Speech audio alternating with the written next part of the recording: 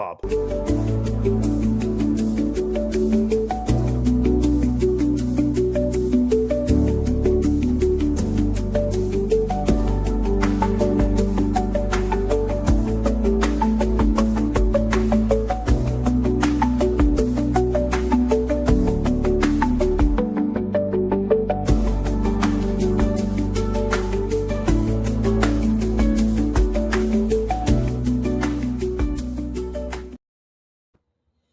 We are back with another Cats and Rats live stream. I'm your host, Kirby Lupol, joined alongside my co-host, Nick Levine. Little change of plans here today, Nick. We had a guest planned for our Hangout show with Cesar Lucero, Big C's, who is away here today because of the rescheduling. But we thought we'd do a show here anyways, Nick. We're going to get into some rankings. The show must go on, ain't that right? Show must go on. The Kachuk brothers talk. And I've got new Wi-Fi this week, so new router. So hopefully everything's good, because last week was a gong show. That's one way to put it, but I wasn't here. Again, appreciate all of our subscribers and all of our members and non-members.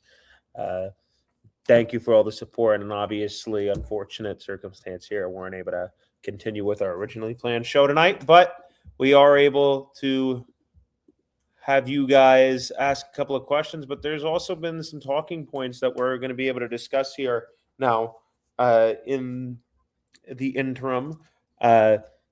Before we go anywhere, roughly a month before NHL training camp starts, and all these rosters are presumably set.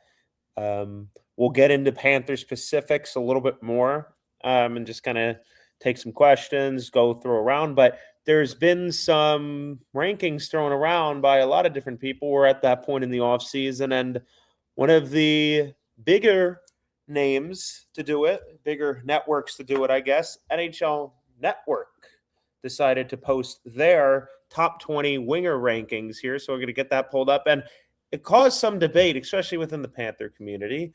You'll see two Panthers here. One, if you would have looked at this, about 2.5 months ago, Kirby, you would have been like, 2 months ago, we would have been like, who's that at number 18?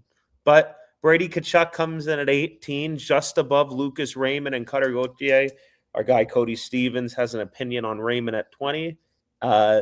He says it's too low. Too low. Brady Tkachuk is in between Cutter Gauthier and Clayton Keller. Jake Gensel, who I also think is too low on this list. I know Cody wouldn't agree with that one necessarily. Kirby, I know you're on my side there. With which player? Jake Gensel. Oh, Gensel, yeah, I think he's a difference maker. Yeah, and honestly, Sam Reinhart at number 14 is another big one. Now, again, they're going to use recency bias here, but I'll just say this. As dynamic as Artemi Panarin is, I understand why they're doing some of this, but you really have to take into account the whole game. We'll get into the top 10 here in a little bit, but I'm looking at... But who do you want to start with here? Okay, well, first of all, and I know this is a cross-state rival, Jay Gensel, in my opinion, is way too low. You can make an argument he is better than Brandon Hagel. I know the point production may not signal that, but I really do like Jake Gensel. I think Jake Gensel is a better player, honestly, than Brandon Hagel.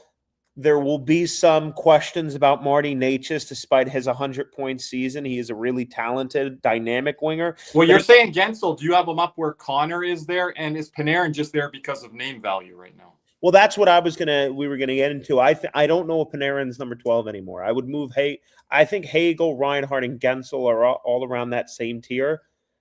Oh, I'll get to Reinhart in a second when we go to the next page. But we'll talk about the next page when we get there. The big thing with me, Kirby, and I have an issue with this list, they look at dynamic skill, and I get that's a big part of it.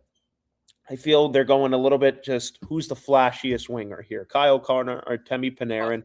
Although they're terrific players, there's more facets to the game than just playmaking. How are they above Sam Reinhart? And you've brought this up to me off air, and so has Cody Stevens brought it up to me. Well, Reinhart, being benched in the Olympics. He didn't have his line mate. He didn't have his number one centerman, Alexander Barkov, for this entire season. Kyle Connor has been benched in 4 nations. He's been benched in the Olympics. This guy has been benched. This guy's not doing anything in the playoffs. So how is this guy higher on the list? Can I be honest? And I know people might call me crazy here, and I agree with Cody when he says this. when it comes to a guy like Marty Natchez, playing with a guy like Nathan McKinnon really helps you boost your numbers. And I know he's had some good numbers in Carolina. I'm looking at Lucas Raymond. You have to think if Raymond was able to play a little bit more talent, if he had the opportunity to play with Nathan McKinnon, what would he be able to do? Well, and Cody's upset. Lucas Raymond's not been in the playoffs, pretty much. That doesn't help your case, right? No, it doesn't. But if we're talking about playoffs not helping your case, well then, what has Kyle Connor done? Especially is this just regular season rankings? They don't come out and say this, do they? Is it just based all they actually did have a quote. EJ Raddick, who we've had on the pod before, I believe it was EJ Raddick, says when talking about Matthew Tkachuk, he's becoming the most influential player in big moments. Well, big moments are not mainly in the regular season as they are in the postseason and in international play. So obviously it's something that I believe EJ Raddick was taking into account when he was talking about it. Marty Natchez, in my opinion, I'll just say I think he's one of the more overrated wingers in the NHL. I do think he is a top 20 guy. I don't think Cutter Gauthier should be on this list. Maybe that's a small sample size for Cutter Gauthier. It's a small sample size. They get 40-goal year, but I mean, you had some really good wingers here, and is Clayton Keller getting slept there? I mean, again, that's where you're really starting to walk the line. And there are a lot of these guys who I'm not completely familiar with their game. I know they're dynamic players, but the effect that they have on a game, and obviously we are privy to watching Sam Reinhart, and obviously we're very familiar with Jake Gensel and Brandon Hagel and their game. I just think, and I'll say this, I don't know how you look at a guy like Brandon Hagel, even Jake Gensel, even Sam Reinhart, as good as Artemi Panarin has been, and say, that guy's better than those guys, than Sam Reinhart, Hagel, Jake Gensel. Where do you have Hagel? Do you have him on the next page, or should he be a little bit higher up, or is he fine where he's at? I honestly think, I'd like to discuss it more on the next page if we can move over there right now, Kirby, if that's fine. What are you done? I just want to say on Keller, where did you want him here? I would move Keller down. If you're going to have Keller on this list, I'd move him down. Move him down.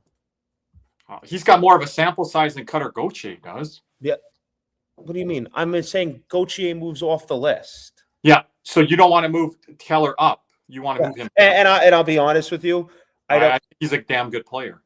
Well, okay, hold on. When you mean up, do you mean like 17? I mean up. Up means this way. Up the list. 11, 12, 13, 14. I don't think he's that high. I think Keller is a little bit below those. I think he's getting a bit disrespected on. Maybe the most guy is Reinhart, obviously. I think Reinhart. I really do think Lucas Raymond is getting disrespected when you take a look at the production he's had in Detroit. I guess, but Gensel more so. And again, I'm not trying to poke the bear here. Brady Tkachuk, very good player, is the last name preceding itself a bit here. I do think he's a top 20 winger. Probably a fair ranking, but yeah, I don't know. Like the Brady one, I'm not going to complain about too much. Like you could move him up a couple spots, but is that worth complaints? When I'm talking, Reinhart should be moving up, Nick, 9, 10 spots here. Well, I agree with that, and I think Brandon Hagel and Jake Gensel are right there. I like those types of guys over Kyle Connors and Artemi Panarins. I get it, the 40 goal, the 100-point seasons, but Artemi Panarin, I mean, and sorry, Reinhart about 6 to 8 spots. 6 to 8 spots. I feel move him up 6 to 8 spots up. Yeah, when we're looking at Artemi Panarin last year, 84 points in 78 games, 27 points in 26 games with the Los Angeles Kings. A dynamic playmaker, obviously here, right? But when you're looking at a guy like Brandon Hagel and a guy like Jake Gensel, who's an 85, 90-point wingers themselves, Brandon Hagel and Jake Gensel, they play more of a two-way game. I think Hagel does play on the penalty kill, as does Reinhart. Reinhart was not at the point production he usually is at last year. Well, when I'm looking at Artemi Panarin, who's been around an 85, 90-point winger the last 2 seasons, as have Brandon Hagel, Sam Reinhart, and Jake Gensel when you talk about point per game wise, and the better two-way ability there. You have Reinhart and Hagel playing on penalty kill. I don't really understand how you have Panarin there. Kyle Connor, a really dynamic player. But again, Kirby, I mean, I really do think if you're going to take in big games into account here, and I like Kyle Connor, I don't think he's really done himself any favors in that regard. Now, that being said, he's had back-to-back 90-point seasons, 40-goal years, pretty much. You're going to give the guy respect there. Marty Necas, again, looking here at about 100 points last year. I think he had over 100 points, Kirby. He had right at 100. So I'm not huge on Necas. Cody calls him the light switch. I do believe that being on that Colorado team did him a lot of favors. Is he going to replicate that? I don't know. I do believe that there is a level to these players, and not only where they're currently at, but where they are. I think reputation has a lot to do with it. And the one thing that does really surprise me, though, on this list is obviously Reinhart, Hagel, Gensel. I think they're a little bit higher. I like Raymond a lot, and I don't think Gauthier has done enough, despite a very good first season, second year. I believe he was playing the year before, to warrant that. And I know it was 40-goal year. I get it, but I really do think it warranted a look at some of the other guys here. And as we look to the top 10, this is where the really interesting part goes. And this is where I have a little bit stronger opinions, to be honest with you. Matt Boldy, really good player. I'm not denying that. But I guess I must have missed something last year. Because I don't. Matt Boldy at 6, like, come on. Is this like USA bump or something? Like, he's not. He's better than William Nylander and that much better than Sam Reinhart? No way. No, I don't. He's not. Sam Reinhart was an over 50 goal scorer. And if they're just weighing this on the last season, can we pull up Boldy's numbers here? Does he match up to be in the top 5 to 6 range? Well, he doesn't match up to be better than Jason Robertson right off the get-go, and I don't think he should be over Cole Caulfield, who's a 50-goal guy last year. So if you want to bump up Cole Caulfield because of the year he had last year, 51 goals, right? Then 51 goals for Cole Caulfield, 88 points, and look, Matt Boldy was conference final, playoff success, regular season. Matt Boldy was very good last year. 42 goals, 85 points in 76 games. I'm not denying that. First time he's been over a point per game in his NHL career. And I'll just say this, and I used to be a really big fan of this guy, and then I kind of wasn't, and now he had a really bounce-back year last year. Jason Robertson, I know it was less than a point per game the previous 2 seasons, but he had 109, 80 and 82, 80 and 82, 96 and 82. You go take a look at his playoff numbers. Just I want to comment here on the Beatcat comment quickly here, Nick. You see that these teams that are playoff caliber teams, perennial teams, they're getting respect to be on the list. So there is a bit of a reputation thing here. Oh, 1,000%. Another note on Matt Boldy, on Jason Robertson. Jason Robertson had a better year than Matt Boldy last year, and was better than him the previous 2 years, and was better than him the year before that. So this is 4 straight seasons where Jason Robertson's been a better player than Matt Boldy.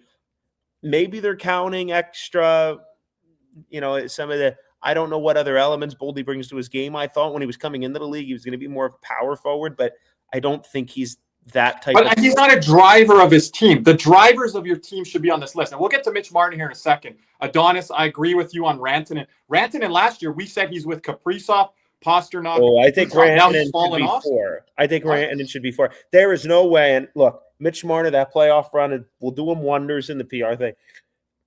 I'm taking Mikko Rantanen all the time because we're going to see easily. Well, we're going to sit here. What team wanted Rantanen and what team rumored wanted to get rid of their guy? Toronto wanted to get rid of Marner. They wanted to get Rantanen. Well, here's the other point. Here's the other point. Ready? When it comes to Mitch Marner versus Mikko Rantanen, for the regular season numbers, Rantanen clears Marner, especially Rantanen was 8th all-time, Nick, in playoff points per game with all-time players. Even if you want to get hung up on the regular season versus regular season, we'll go to playoffs. I know Mitch Marner had a very productive playoff last year.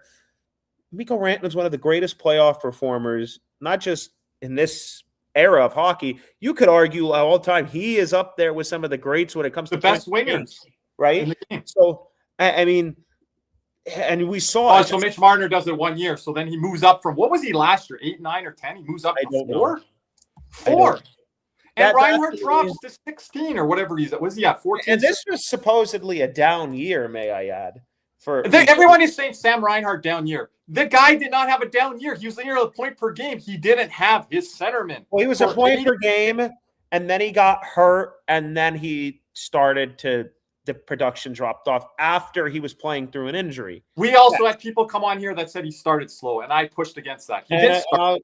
And I'll go with this. Mikko Rantanen on an 82-game pace this year is a 99-point player. I know he was hurt in the playoffs this year, and he did struggle, even though he was over a point per game. 22 points in 18 games a year before, 14-11, 10-7, 25-20. This guy has 130 points in 105 playoff games. He's got 7. I just don't see what Mitch Marner has done in the last 12. Again, if they're putting that much stake into it, and again, I don't even think Mitch Marner was better than Mikko Rantanen last year. I get the Stanley Cup run, but Mikko Rantanen has been the player he's been consistently. He didn't have a down year last year. I don't get that. And for me, in my honest opinion, to sit here and say there's a one-spot difference between Rantanen and a guy like Matt Boldy, well, then that's where you really start to get into it, because it's now, okay, Rantanen's worse than Marner, and now he's one spot away from Matt Boldy. That to me makes zero sense. Matt Boldy hype, where's this coming from? Like, this is... Well, I guess I must have missed something. Yeah, I don't know. And look, you want to talk about reputation. I'm not trying to be a homer, and I think it's closer, especially with the two wingers on our team. Matthew Tkachuk, I'm sorry. Like, we're talking about big game player here. His stats do whatever. Matthew Tkachuk over the last 3 seasons has been a better player than Jason Robertson. He's in that tier, but he's been clearly better than Boldy. Clearly better than Boldy. So they put him, if Matthew Tkachuk played half a year last year, right? So drop him further down. 30, I think he had 34 points. If you're putting Matthew Tkachuk 8, Nick, he should be higher than Boldy if they're not carrying that he missed half a year. Do you get what I mean? Say that again. If he played half a season and they have him at 8 instead of down the list outside the top 10, why is Boldy ahead of him if he only played half a year and it doesn't matter with the rankings? Hello, Cody. I don't know. Hey, half dead right now. Don't eat random people's food. We're surviving, but I'm here because the other list pissed me off. I just read it. But this winger list, I have no issue with the top 3. You switch Rantanen and Marner just for me. Like, I think if you have Marner 5 after this year, I'm not upset. I don't know where Matt Boldy came from. Like, again, he had a 90-point pace year, but so did Jason Robertson. So, like, Jason Robertson was what, like 95, 100-point player. So, what has Matt Boldy done in the last year to catapult Jason Robertson, Matthew Tkachuk? You can argue William Nylander, fine. Like, but what has he done to catapult these guys? Like, was he even top 10 last year? In points? Yeah, no, on this list. Probably. It's probably borderline. I don't think he was. So, I don't think any of us have an issue with the top 3. There is another list that NHL Network did just come out with. We'll get to that here. What's this on with Jack here? I don't know what that. I don't know what he's saying there. Huh? There's another list. Maybe that gold medal goal got Boldy up to 6. This is an interesting one, and I know a lot of people are going to have. You talk about reputation preceding yourself on this other list. I know one of our. Just let me have the floor, please. I know one of our members is going to be very upset. Cody here. I don't even know what list you guys are bringing up next. It's the defenseman list that has Devon Hayes 20, 19 Shea Theodore, and at 18 they have Victor Hedman. Victor Hedman. First time I'm looking at this because they were doing it live. Victor Hedman's 18th. First off, I'm just going to say this now. Victor Hedman is not even top 25 the way he's played right now, let alone top 20. The injuries have caught up to him. He wasn't even Tampa's leading ice time leader the last couple of years. It's been Radish the last couple of years, and the decline is slowly happening, and even Lightning fans are starting to regret re-signing him and moving on from Sergachev. Devon Taves at 20, no. I don't care what you tell me. Gustav Forsling is better than Devon Taves. And I'll Yeah, take that Gustav tonight, right? Forsling's better than Shea Theodore. And I wouldn't have said that 2 years ago. What? Yeah, I wouldn't have said that 2 years ago. Okay. I think He's- Shea Theodore was He's damn better than Taves. better damn than better Devon than Taves. Taves. Why is Gustav Forsling not on these top defensive defenseman lists if you guys are defending him here? Well, he had a bad year last year. There's no question about that. But you know who also had a bad year last year? Victor Hedman. I thought you were going to say. I'm not trying to sit here and say the off the ice stuff. The off the ice stuff is fine, but he didn't play enough. And when So that's on reputation that he's on the list. Yes. When he's on the ice, the performance was. Well, Yeah. okay. Who do you guys want on this? And you- list? and I'm- you I'm can just- ask hold on, Lightning hold on. fans. Cody has Hold on. seen this list. He's seen this list. We've just seen it now. Who should be on this list over Hedman? You can ask Lightning fans; they would agree. Victor Hedman was not. No, I'm not arguing. I'm just saying who should be on the list. What are the names here? Who should be on this list? I mean, Names. I haven't looked at this list off well, air. let's see. Well, Jacob Chikrin deserves Okay. something here. Okay. I think Deserves a Chikrin deserves mention a look. here. I think Forsling deserves a look. Forsley. I say Kirby. Yes. Gustav Forsling is absolutely. That's the name you're giving me. He gave me Chikrin. You're giving me Forsley. That's the name you're giving me. Yes, over Shea Theodore Devontae. He's in absolutely Chikrin's class. No, he's not. No, but he's in Taze and Theodore's class. I want better names. I want better names, Nick. Okay, I'm giving you a defenseman who's Like in John the range, Carlson, I'd if rather not there than better Theodore. than Shea John Theodore. Carlson at this point of his career? But he hasn't really fallen off, though. You guys aren't inspiring me with this list other than Chikrin here so far. Kirby, He's not- what is Shea Theodore and Devontae's? I'm going to start throwing out Vince Dunn and Brandon Montour here. Okay, that's ridiculous. It's Gustav ridiculous. Forsling Give is me a break. ridiculous, Give me a break. but not Vince Dunn. Sean Dursey I'm going to get to here. Oh, come on, Kirby. Jersey, No, no. he's not. Jersey, no. Okay, I want to hear some names. Chat. Like, no, it's not any names that are left off. I think Chikrin deserves a top of the hat. If you're going to put Taves in here, I think Forsling is. But has I a want better- you guys to make the case for me. Hedman should be like 10 names below this list. Okay, 10 names below. Okay, I got you. All right, so Hedman's not better than Mikhail Sergachev, who's not on this list. Okay. He's You not. could even, and I'll say, you could put Mackenzie Weegar over some. of these Some guys people are right going to have around some there. comments on that one. They're going to have some comments on there. Mackenzie Weegar's a top pairing defenseman. People were throwing this guy under the bus last summer. You want to say another name, and I know it's going to be controversial to a lot of non-Panther fans. I put him in this tier with Theodore and Seth Jones, top pairing defenseman. Oh, there we go. There's a be name. right around there. Why did we take so long for Seth No, Jones? no, There's nope. a name. Noah Dobson deserves. Dobson. more Noah Dobson, than thank you. That's a good one. There we go. Like hell, Radish probably deserves a little bit more than Hedman does right That's now. recency bias, but Over Hedman, It's the yeah. last 2 seasons. Like it's if it was just you one. guys of are always them- saying he just went off on one season. You're questioning what he's going to do this year in Toronto. Yeah, because he doesn't have the pieces around him like he did in Toronto. Oh, he's got pieces around him on the power play, Cody, in Toronto. Not to He's set gonna him be up. a power play if healthy. Not to set him up. He doesn't have a Kucherov. He has to set up Matthews. Well, their new Kucherov is supposed to be the youngster. But We'll see. I'm not putting all that on him currently, but it You just know what, guy? now, Cody, now we're cooking with some names here. Okay. go to the You know, top this 10. is not a guy I'd agree with, but if he's getting paid like it, he better be a top 20 defenseman on this list next year. Is Bowen Byram. Next True. year, the way It's a make or break year with a It's lot make of or break he's at year the for him. top of the list. It ain't and make or break. look, He's getting paid. I'm not trying to. Oh, Cody's going to say it's just he's getting no, paid. you got it No, warned. that's It's not going to be a gonna bad be the contract if he doesn't. They The can't other move one I'm him. also skeptical of, and I know I like this player, but you have to wonder how much of this is based off reputation versus performance. And I know he had a good late year last year. Roman Yossi, I know he was 55 points, 68 games. Yeah, now he's off the list. I'm not saying No, he's he's off 15. the list, He's but is he 15. better? Oh, 15. Is he better than Josh Morrissey? I don't know. Morrissey's the big dropper here, but if you go to the top 10, this is where I have more of an issue. Go. Let me just have the floor here. So the top Hold 10 on, here, There we go. All right. By the way, Jackson Lacombe guy that Nick did not give any love to. Look how much he's moving up. the First of list. all, I'm the only one between us that had him on my Team USA team. Oh, okay, I did. okay, but here's my issue. Matthew Schaefer's not 7 right now. I don't care what way you split it. well, where He's do you not- have him? You know what Celebrini's going to be when these lists come out. Try 11, but he's not better than Sanderson or Sider. Sider's way too low. 9, no.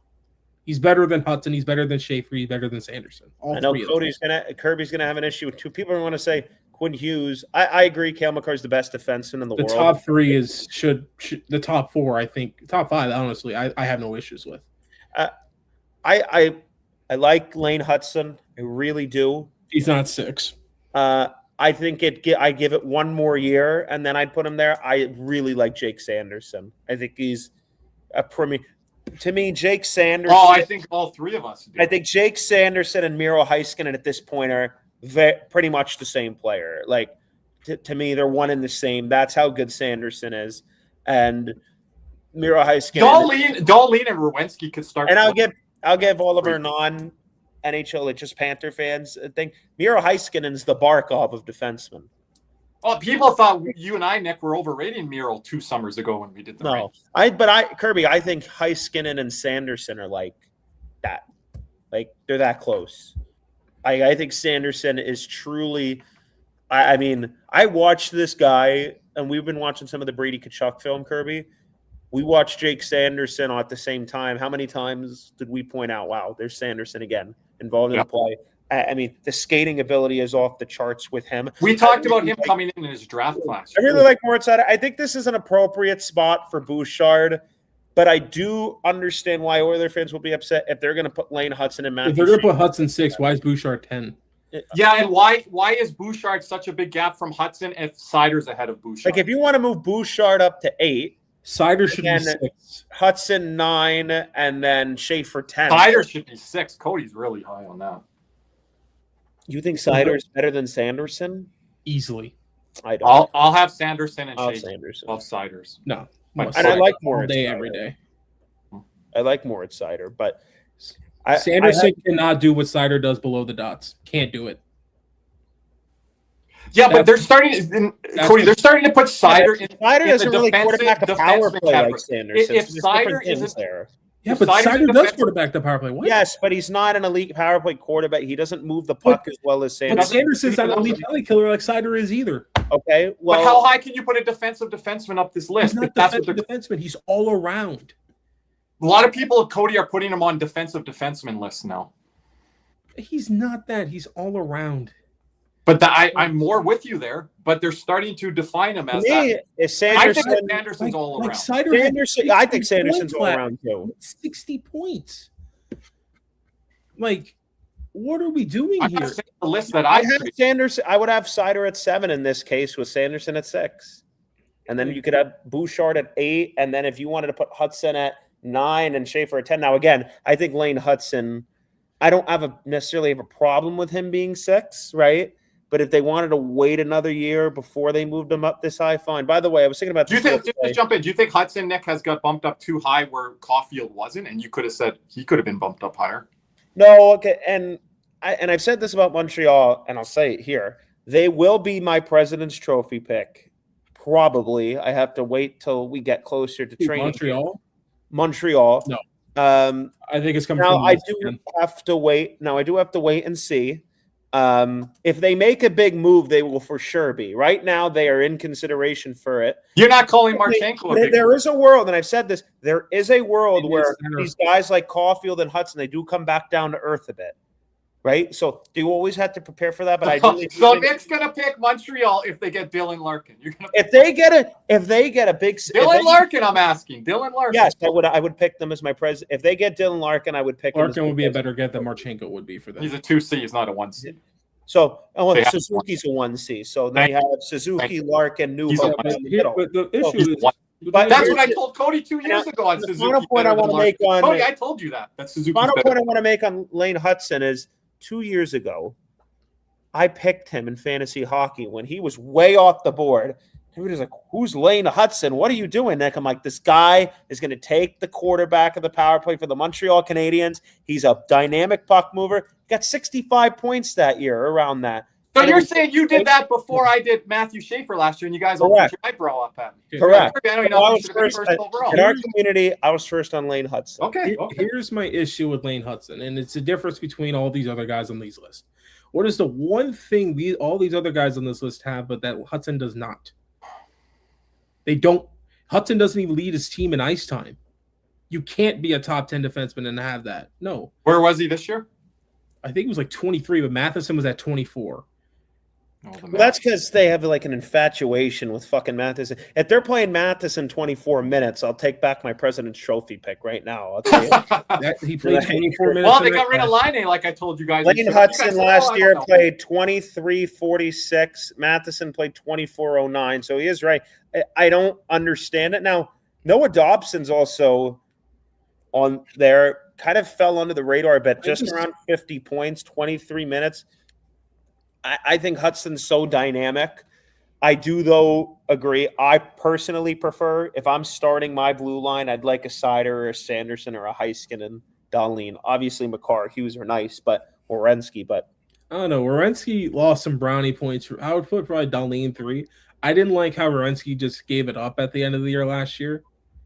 That's something I think I think those guys can flip. Like that's I know, but that's something that like here's the thing. I think Makar should have won the Norris this year, but Werenski should have had it last year. I remember I'm on record saying that. Yeah, but if you put Werenski down to 4, that's not a slight to him. This is an elite. This is a generational. I'll say this on Quinn Hughes list. You a lot better than quarterbacks in the NFL. Hold on, hey Cody, I think you like Quinn Hughes, Cody. I think there's a big gap between 2 and 3 in the rest. Okay. Well, I think there's a big gap between 1 and 2. A lot of people want to make it seem closer than it is. Can I just say this on Quinn Hughes? You talk about because the analytics community. You talk about Lane Hudson not being an all-around defenseman. Quinn Hughes plays a lot of minutes. Well, he's got to start playing first unit penalty kill. He's got to be the all-around plays in every. Look what division he's in now, Nick. I get it. Brock Favors there. He had a really good year last year. You have them look at the top 5 guys. They're playing in every single situation. Playing in every situation. Quinn Hughes, when the Minnesota Wild take a penalty, who's going out there first? It's not Quinn Hughes. It's Faber and Brodin? It's Faber and Brodin. So stuff like then again, that is a damn. I'm not saying that, but again, like you're going to make allowances for Erik Karlsson like you are with Quinn Hughes. And I'm not saying Quinn Hughes deserves to be lower than 2. I'm not saying that. But Karlsson was always out there, was everywhere. He played like 30 minutes a night. So Quinn Hughes, he played penalty kill too. And when Ottawa in his prime, he played penalty kill. The one season, Cody, that he was actually super elite. He was the best defense in the NHL, and it wasn't close that year. Like, people want to shit on Makar's defensive game. I think the defensive game of Quinn Hughes. They're sitting on it right now this summer with the metrics. But here's the thing. He had a down year. They're saying it's all McKinnon now. But here's the thing, and here's my issue with like kind of this list. Watch the guy skate. Okay, you know who skates like that? That's like 100th percentile level skating. Like my dad would say about Bobby Orr. And you have a down year, by the way, may I add, which everybody says. Cale Makar, I just want to say, where did he finish in Norris voting? He came in, I think, second. 79 points in 75 games. Down year for Makar, like it was a down year for Sam Reinhart. Okay. Yeah, but the thing is just like, but for me, my biggest issue here is like, I don't like the discrepancy between Hudson and Bouchard when they're basically kind of the similar player. And Bouchard put up 95 points. Like, if you're gonna base it off that, like, and Hudson had some brutal turnovers in the postseason like Bouchard does. So I don't see, like, is it just you put Hudson on that level of brutal turnovers, Cody? He cost them game 2 versus Carolina. He cost them that game. Like, he's a younger guy, and he's going to learn from those mistakes. Is that just that Carolina is that much better, and they had to learn from that experience? And I don't know. We'll see. The game. We'll see. That's the thing, because I thought he got hit a ton in the postseason, and it showed. He did not play that well. But Cody, I said he got hit, and he bounced back in the Tampa series. You got to give him credit for that. But here's the thing. When you're Eastern Conference Finals, you're past first rounds. You got to get to cups, and if you want to get to a cup, you're going to have to go get to Carolina or a Florida. That's going to. But that wasn't their expectation last year. You said I was overvaluing them, and I didn't even have them. I'll say this on Montreal. That was way above their expectation. And I said this level. Montreal could get blown out 4-0. And lose 5-0 every game and get outshot by 20. It does not matter. No, it does not. To me, it doesn't matter what happened with Carolina. I'm not holding that against them last year. They overexceeded all expectations. The lofty expectations I put on. Yeah, and let's be honest here. The first 2 games, well, first of all, Montreal, they got out to Carolina with a long time on. They had them. And then the second game, that was an overtime game where, listen, Carolina probably got to their game a bit, but Montreal stuck around, and people don't remember this. I know they got outplayed drastically, but in Game 3, Montreal took the lead in the third period, and the goal was called back on an offside call. So there were chances in that series. And look, I still think Montreal has a lot to do roster construction-wise, especially. And I will agree that there probably will be growing pains in this regard. Stylistically, yes, they were no match for Carolina. I do think they're going to have to learn how to play a stylistic game like that and learn how to survive in a 7-game series. Because again, and I don't want to inject Florida in every discussion here. When Sam Bennett, with the Florida Panthers, and we know the identity for Florida is the forecheck, who do you think Florida's going after when they going after Hudson? They're going after Lane Hudson. They're going after Matheson. They're going after Lane Hudson. And, he's really dynamic. There's no question about it. But is he dynamic by Game 3? No. At that series. And that's where the Panthers separate themselves. And Carolina did as well. But Kirby, I'm not knocking the guy. I understand the growing pains of the postseason. They overachieved. But to be number 6 on this list, that's why I'm knocking him down. You can't be number 6. He's not number 6 for me. Okay, that's not arguing about that. I was just arguing about what they did as a team collectively. Yeah, but I also and Alechka goes, this is just Tampa. Well, Sportsnet and TNT should stop giving Tampa all their flowers because that's all they do. The Canadian media and the American media they blow smoke. They were top 3. Many people had Tampa as the most well-rounded team in the playoffs going into. Montreal had a great year, but Tampa, and I even buy into this crap with Tampa. I even buy into which again, we can't pull out of that because anytime we pick a team, I'm picking against them this year. I'm not going to keep picking them. Because again, I want to caution against that because they did get moderately better on their roster, in my opinion. And they were still 105, 110 point team last year. Yeah, but it doesn't fix the issues that they've had in the postseason. No, but when I've heard people say, "Oh, they're not a playoff team." No, they got a slightly better roster than last year, and they were a damn good team last year. They're a playoff team. It's just at their best, all I see is second round exit. Well, they keep hitting the ceiling. Well, that's the ceiling, and I think, but in that bottom 6, we've talked about it. Cody. Nick Paul's a big loss. The blue line, fuck Nick Paul. The blue line is also deteriorated severely for Tampa. And speaking of a guy that potentially could be top 20 and in this range, another guy we failed to mention, you may agree or may not, J.J. Mosier could easily be injected into the discussion with a Shea Theodore. One more year, and I'll consider it. So, it's just last year was a breakout year. This year he has to kind of back it up and everything. But McAvoy, Cody's getting a lot of love. Also, what do we think of Charlie McAvoy at 11? Yeah, we didn't talk about him. And Adam Fox at 13. Those are two interesting. Hot take. I think those are fair for those two the way they played the last couple of years. Oh, the Adam Fox love is starting to come around, and people are not going to like this ranking. I bet they think first of all, probably. When everybody sat here and said Adam Fox he was washed, I'm did I miss something? Look, because here's the thing. Something because out of the three of us, I'm the biggest Adam Fox guy. I think sure, but I was but is this disrespectful where he's at? When the Panthers were fighting, I think Slavin above him is disrespectful. When Florida was fighting for the top 10 pick, I was if New York's selling, I'd absolutely take a look at Adam Fox. Do I get a W calling Slavin a number 1 defenseman now if he's above Fox here? Because Fox is a number 1. I don't think that's he's not a number 1. Slavin's always been a number 1. Is Brock Faber a number 1 defenseman? No.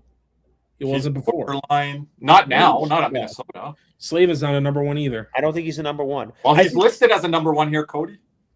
And by the way, I know everybody sat here and talked about Fox. I never thought, and I'll give you an example with our own team. The fall off with Aaron Ekblad, for example, people talked about that about Adam Fox. Yeah, that's good. Just absolutely not. But Ekblad was never as high as Fox. No, but he was good. He was close. Ekblad's peak was right around 7-8. That 5, was 6, 7, 8. I don't know. I would go 7. For everybody who watching in the chat, just not overrate and not underrate. I think 7's a good spot. For everybody watching in the chat, if they don't remember, if they were just recently fans, Aaron Ekblad used to be a top 5, top 10 defenseman. Oh, that was a Norris Trophy level. Some fans don't know that. They don't know that. He was. It hurts. Elite. It hurts my heart. Elite. It hurts my heart. So Darnell Nurse was up there 1 year too. Everyone, don't come at me. He was, yeah. He was. So was Weaver. And here's the thing. Weaver was there. you guys wouldn't hate Darnell Nurse if he made $3 million less. And like, because you're just saying you guys as in general, you guys. Yes. If he made $6 million, he'd still be at Edmonton right You know, a lot of people compare that contract. I think it was Trouba, Nurse, and Seth Jones. Those are the 3 deals everybody talked about. And Kirby, we talked about it because I know Trouba got dealt to Anaheim before Jones. So that was that. Adonis Slavin was the best Four Nations player. Are you saying he wasn't? Am I reading this right? He was the best guy in the tournament to me. I thought Slavin was a lead-in for Team USA. I was super elite. The Olympics, he was silent, but it's a good silent. And his resume, you could say this. You could say best defensive defenseman in the NHL, although some would disagree. Best defensive defenseman in the NHL, a Stanley Cup, and a gold medal, as opposed to Gustav Forsling with 2 Stanley Cups. So, like, the resume with Slavin is now that of around or equal to Forsling when it comes to the accolades and other stuff. But I have a hot take, though. Before you say that, I wanted to just say, actually, go ahead real quick, and then I'll. It's just real quick. The title of best defensive defenseman in the NHL, I think that title is such bullshit. You want to know why? Because it changes every year. No, it's going to be whoever the top pair guy is on the Cup winners. That's who it's going to be. Because who is it this year? It's Slavin. Who was it the last 2 years? It was Forsling. Who was it? Who was it? I don't know if it was Shea Theodore, but it was Devon Tays for a while. You know, the best answer I could give you, and this guy always got hurt, was Chris Tanev. Yeah, like that was the guy where it's like, okay, truly. I don't think he ever got love on these lists. Though. And then he never got love on these lists. And Chicago was Brent Seabrook. Brett Seabrook was. I don't think he got a bit of love. Maybe the 3rd cup. Maybe he was on. Keith always got it. He got more love post Dynasty. Nick Chalmerson got more love than Forsling and Slavin. Yeah, Nick Chalmerson was really high. I always thought. Remember Dumoulin for Pittsburgh, 16-17? Yes, Mark-Edward Vlasic's another one. Kirby, I always liked Seabrook better than Chalmerson. Did you? I was a Seabrook guy. Yeah, I wasn't even a Duncan Keith guy. I was a Seabrook. And I liked Chalmerson, but I was both. I love both of them. I think you had to love Chalmerson if you're like Cody, a defensive defenseman lover, or you were a fan of the Blackhawks and watched him 82 games a year. I think that's a really good blue line. It's honestly, if Aaron Ekblad had panned out the way he was supposed to, I would look at our blue line and be like, it's not all that dissimilar to what we have. Truly, yeah. But Keith was pretty. I just want to say this one thing because I know Adonis asked Cody a question. When it was Trouba, Darnell Nurse, Seth Jones, and then Trouba got dealt, those were the 3 worst defensive contracts for defensemen in the NHL. And we said this before the trade for Seth Jones, that he was a categorically different player in terms of caliber, skill, and who he actually is compared to those other 2 guys. Those other 2 guys, and I'm not trying to hate on them, they genuinely are not worth, I don't think, anywhere close to the money that they are making. I think those guys are wildly overpaid. And when you take a look, what are the problems in Nurse's and Trouba's game? What are the biggest things? They're very similar. Decision making. We haven't seen that problem manifest in Florida as much with Seth Jones and Kirby. I want you to talk about this. That comparison between those 2 or those 3, but I'll let Cody answer. I want to start on a cliffhanger here because before we move on any further, let's hear a word from our sponsor, Caneswear. Panthers fever is here. Are you geared up? Caneswear in Davie is the place for all your Florida Panthers needs. They have the latest gear for our favorite NHL team. Jerseys, polos, t-shirts, hoodies, hats, and more. Caneswear has you covered. Stop by their store in Davie or at pantherswear.com. Again, that's pantherswear, WEAR.com for all your Panthers gear. And another word from other sponsor, Jeremy Beckham at Beck Sells FLA. Buying or selling in South Florida, he answers his phone. No games, no pressure. Just real help finding home where you'll hang your jersey. Call Jeremy now at 772-475-5371. Again, that is 772-475-5371. I love that new graphic there by Jeremy. Wow, beautiful. Yeah. Slick, pristine. Yep. Also, quick giveaway announcement again. Yeah, we're giving away. Mystery baseball away. Very soon. So make sure come what is it, Kirby? Silver and gold member for this Yep. one. Silver Correct. and gold member for this one. And again, if you watch our channel enough, you already know how to do it. But for those who are new, go to our YouTube homepage. And I want to say, Nick, I think this baseball, you and I know, it's probably valued a few $100s, maybe. Well, I think it's got, and we also got some other giveaways coming up that I think our fans are. Do y'all know who the player is? Yes, but we can say Yeah, it's pretty. Put it in the chat though. I want to know. They'll have to tell you a little initial. I'll just text it to you, Cody. But subscribe to our Just put it in the channel. chat. Use I the want 3 initials, Nick. Does it start with the letter M? Anyways, go on. Nope. It does not. No, yes, it does. The 3 initial letters that are next to his name. Anyways, wink, wink. Whatever. Subscribe to our channel, like the video, comment on the videos, purchase a super chat, buy your own membership, upgrade your own membership, or even gift one if you want to find out any more information and the access to the great perks that each membership tier provides. Go to our YouTube homepage under the membership tab. Thank you. And as always, let's go Cats. And also one more thing, CNR merch. Thank you for everybody who ordered. Yep. We may be giving them out in the future. We'll see. We're still waiting for payments through those. And yeah. Everyone's got to get their payments in if you're listening. Everybody get your payments in if you ordered one, please. So also, Die Hard, thank you. The top 20 centers will be in 2 weeks from now, August 23rd. We've already seen some lists where Celebrini's quite high on these lists. Oh, I can't wait for Barkov to be like 8th. Maybe he's 13th. I think the top 4 should remain unchanged. But They're gonna guys, put listen, Celebrini listen. above Hold on the Barkov thing. If he goes so far down the list and they still have Kachuk at what, 8th, I'm going to be pissed. So Kachuk can miss half a year, but Barkov. I think Barkov's going to stay 4. I really do. I think it'll be 4 or 5 or 6. They might put Eichel ahead. They might put If Eichel they put ahead. Eichel ahead, I'm going to be pissed. Because Eichel don't deserve it after that Stanley Cup final. Oh, I knew that was. You swing. Or are they going to put Kirby? If they put But Sebastian it's not Aho, rankings. It's not rankings on playoffs. Kirby, Right? if they put Sebastian Aho over Barkov, what are you going to do? Oh, well, I know our guy Ryburn that we're going to do. I the show think even this week. Canes fans would be like, okay, yeah, no. Okay, he's not is over Austin Matthews ahead of Barkov on their list? Oh, I think Matthews is taking a big slam on this list coming up. I think And if he's not, then it is American bias in USA team. I'm not gonna lie. They may put Celebrini over Matthews. I'm just saying they might. Oh. I think Celebrini's gonna be around 7, 8. We're going to find out a lot with the. I think they may put Celebrini over Eichel, but Well, we'll see. Cody, take it away. just I guess I got to answer the question that Adonis gave me. The C grade. I think Ekblad is B minus. Oh, Cody's with me pretty much. B, like he's not an A Solid considering mainstay top pair guy. what B minus. He's a top pair guy, the best defenseman in your franchise's history. His jersey will be in the rafters once he is retired. He's the top pair on both your cup winning teams. He has every defenseman record and is going to hold those records for as long as I can think of.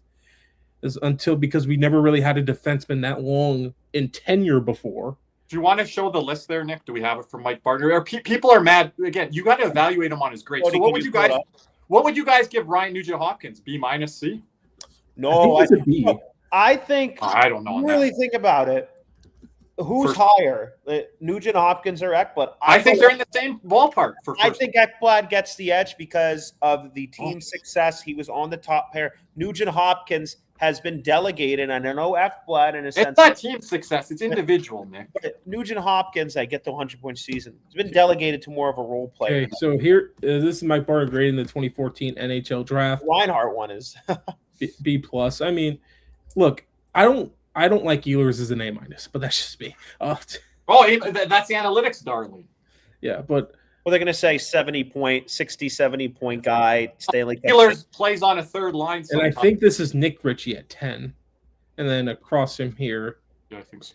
Kevin Fiala, Brandon Perlini, NHL 17 legend. I don't like the fact that Vrana and Ekblad are the same grade. But and then Alex Tuck, I think a B is generous for Ryan Nugent Hopkins. I think that's Sanheim and Tuck. How is Tony DeAngelo a C plus? Like, you'll have C minus. He should be like a D. I forgot he even played for the Lightning. Julius Honka, geez. Oh my gosh. Yeah, but another reason why I think Played a year. Ekblad as a C is kind of as a C is kind of like very kind of like bad. Bartner has him at C-, right? That's Here's the lower, thing, like- that's lower than I have it. Like Ekblad's not Jack Johnson. Like he's not that. He's better. Ekblad has been a number one at times and has been a top bearing guy consistently. Now, you're the number one overall pick. You want to be a number one defenseman. Exceptional status. But if you're a top pairing defenseman, defensive guy, you're a mainstay on a blue line. Yeah. I know it's not living up to the hype. You're not a number one, but you're a number two, I guess. But you're a prominent mainstay top pair guy on a Stanley Cup team. And he was a number one for a little bit. He was a number one. Yes, and he was. So I think that probably He was a number one minus. from like 2018 to 2022, probably right around that. Right. But again, like a top pairing defenseman, number one overall. Like if Aaron Ekblad turned into, like I think Nugent Hopkins, that's actually That's close. why I use them. Those guys are comparables to me. It's just, but Nugent Hopkins guy's a little so higher. overhyped coming out of Red Deer. But here's the The guy thing: doesn't lead his team. I think Ekblad's a little They're higher than close. Nugent Hopkins. I know the individual success. Ekblad's But peak what, is- guys? What did you want Nugent Hopkins to be a center on? Center, a captain on your team, and Ekblad be a captain on your team? They didn't meet the potential.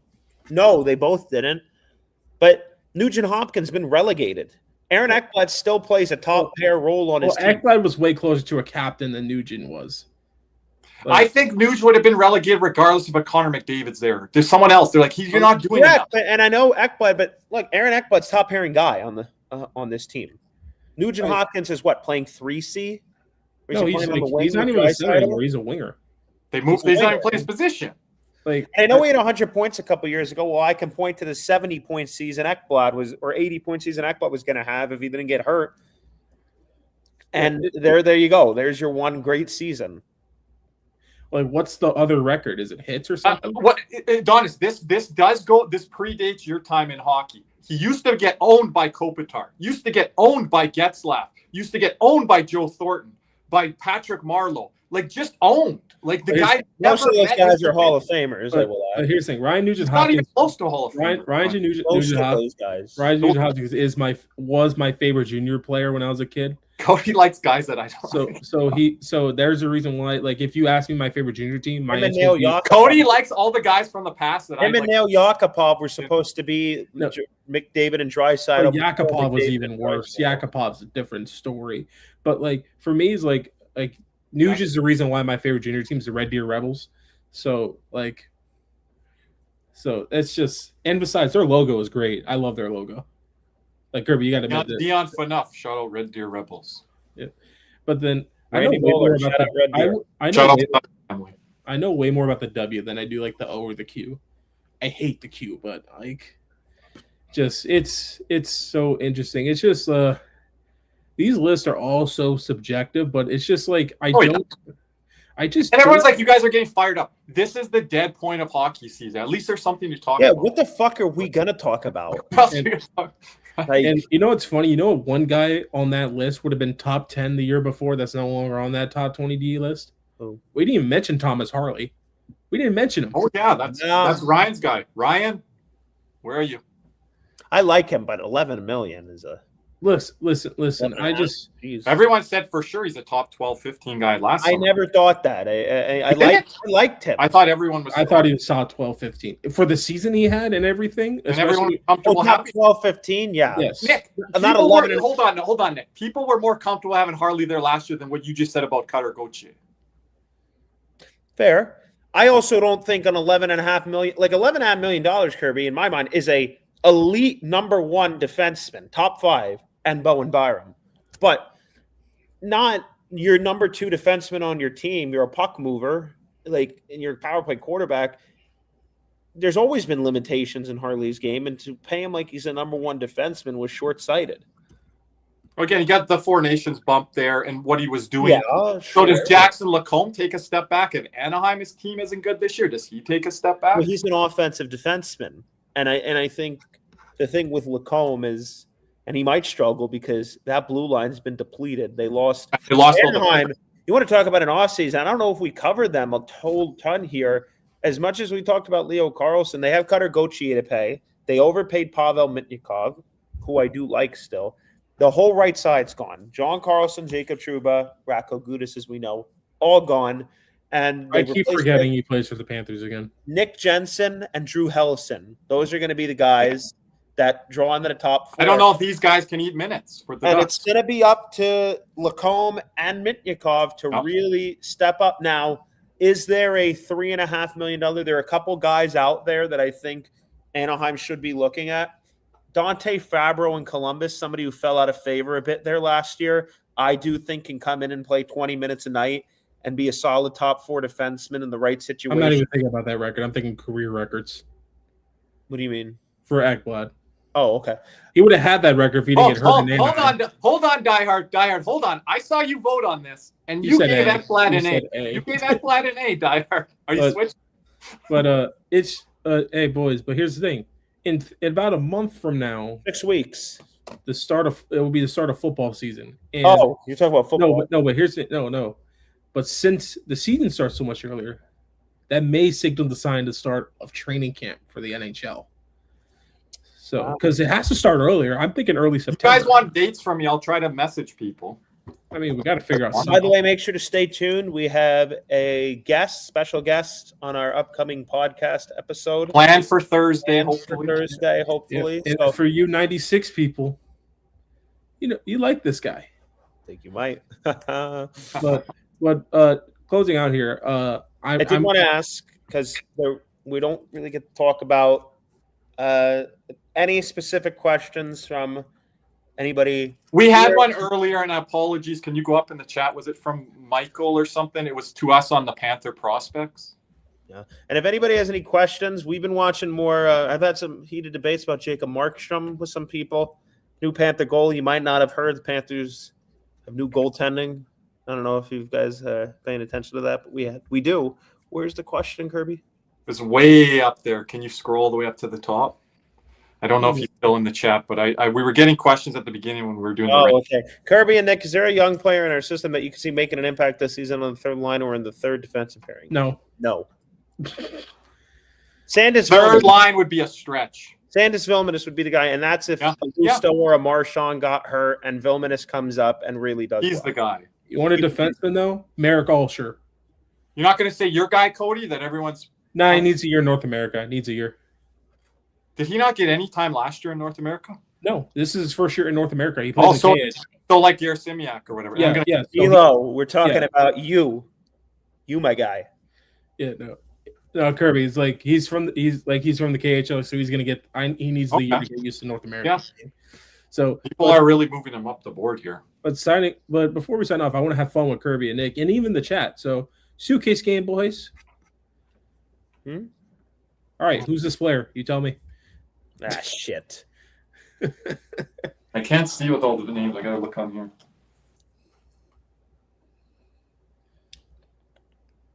Anaheim. I'm trying to think of those Anaheim teams.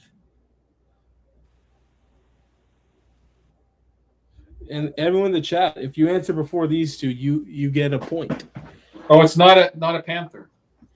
No, we played it for Montreal. A lot of Anaheim. We had 3 stints in Anaheim.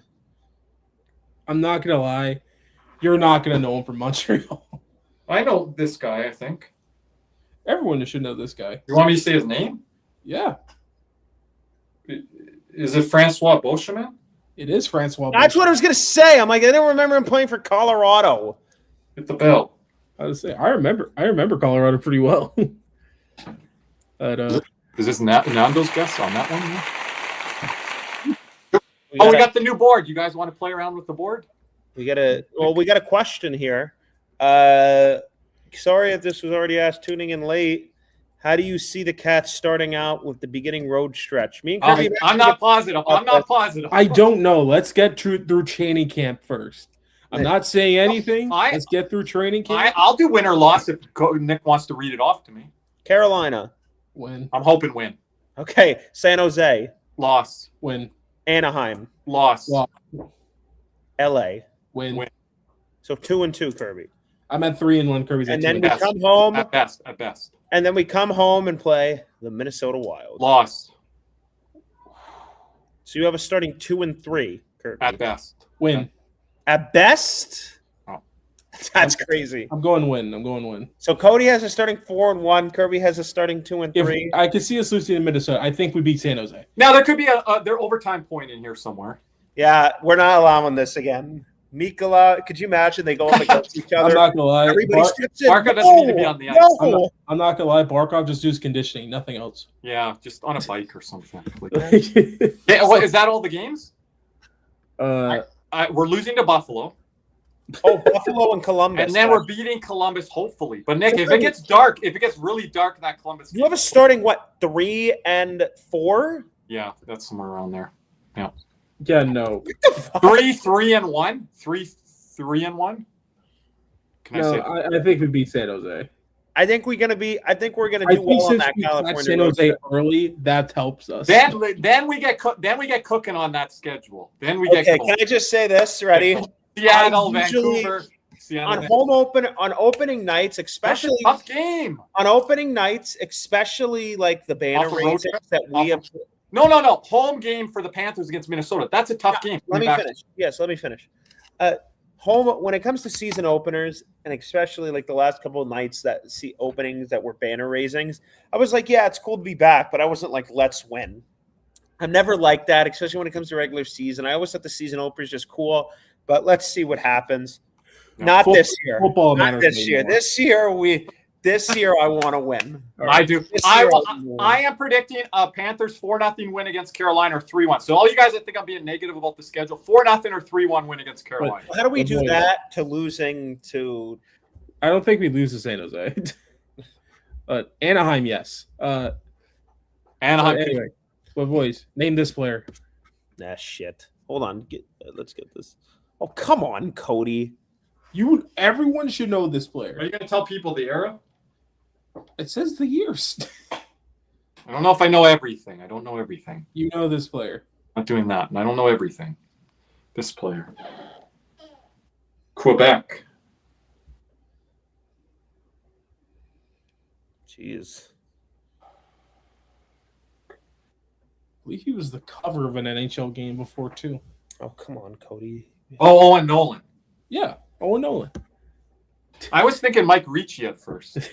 Cody's going way back before, like, that's going way back. I'm going like guys that you guys like. All right, you want me to go newer school? I don't care. That's Give me another one. something for the chat here.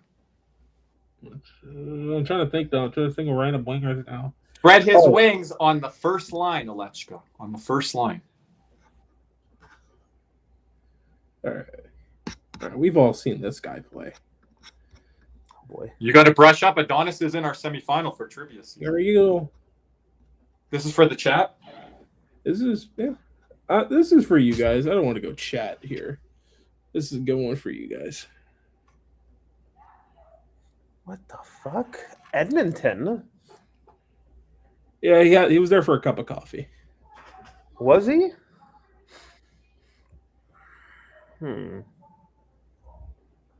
Montreal. Oh, is this Mike Camilleri? This is Mike Camilleri. There you go, Nick. Good job, Nick. Give him the round of applause. I should have got Camilleri locked I'm in. like Calgary. I'm like, not locked in there. who's on that Calgary team? It was Camilleri, like a Ginla, I was Bouwmeester, thinking Matt Stajan. Really good power. I think That's- they were top Matt 6 or 8 powers. Stajan. Robin Regier may have been on those teams. Would that have been what's his name? Mark Giordano's first stint before he went to Russia? Yeah, I think that was probably right around where he came in. And Troy Brower may have been on those teams too. Like He had 80 points in LA. Jeez. That guy, he was awesome, man. I would have loved to have Camilleri on the you know Panthers. what's funny? I No one remember wanted to come. We had our cheap version of Mike Santorelli. That was true. I remember him more for Montreal. I don't know why. I remember him equally for Montreal and Calgary. And If, LA. if you say his name, I think of him in a Montreal jersey. He could be remembered for Montreal, Calgary, and LA. That's a pretty impressive career when you can say for different franchises, like we knew him for that team. So I think he had a pretty darn good career. You know, probably nowadays we get carved up on the analytics and his defensive metric. So, you know, this guy can't play defense. He's like Daniel Sprong. By the way, what do you guys, speaking of Mike Barner, what do you think of him having the Panthers So I think the 29th best goalie tandem in the NHL. And also the hockey guy has us ranked 14th in his power rankings. He has the Ottawa Senators and Pittsburgh Penguins above us. I mean, it's before the season, so I mean, We'll have to go over those goalie rankings here in the next. And how about the power rankings? But the power rankings don't really bother me. Those are always subjective. Where's the power rankings we're at? 14. We're 14th, Ottawa's 13th, Pittsburgh's 9th. That's just totally under. So that's not even looking at the Vegas odds. Yeah, no. But we missed the question here from Adonis. I have one question. I don't know where it is. You might have to retype it, Adonis. The guys can't find it. See, this one, we can't even debate this. Like, we can't. At the bottom pair, our entire defense struggles. How much time are we going to give them before we panic and need to shop for a new one, such as Gudas being washed? We panic, or the organization will panic till about January or February. Us, a lot sooner. So if the bottom pair, if it they'll just call up Balinskis. If one of our bottom pair guys is washed, it's Balinskis. If we're having serious issues in our top four, which I don't think is really going to happen. I don't think we're going to have issues in the top. I'm not really foreseeing there's a big distinction between the bottom pair or our entire defense. I don't foresee the bottom pair really struggling. Like maybe against a team like Anaheim with speed or San Jose with speed, but then again, Kulikov and Gudas are not slow skaters. Like I think they're both right around league average. I think when you're complaining about we're talking about bottom pair defensemen in the regular season, you can win. Like those are not the reasons. They're not going to pan it with. And when you shore that up, you have to shore that up come playoff time. But when it starts, when the regular season, you can win. We were winning games with Terry Lindbaum and Lucas Carlson. Lucas Carlson's a stretch.